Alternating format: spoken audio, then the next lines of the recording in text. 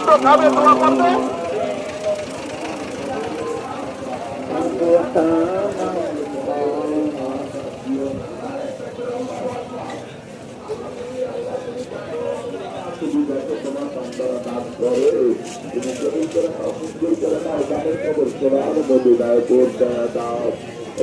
একটু দান করেন, তাদের হাতটা বাড়ায় দেন, তাদের হাত না বাড়ায় দেন, রহমতের হাত বাড়ায় দেন, মেয়ের বাড়ির হাত বাড়ায় দেন।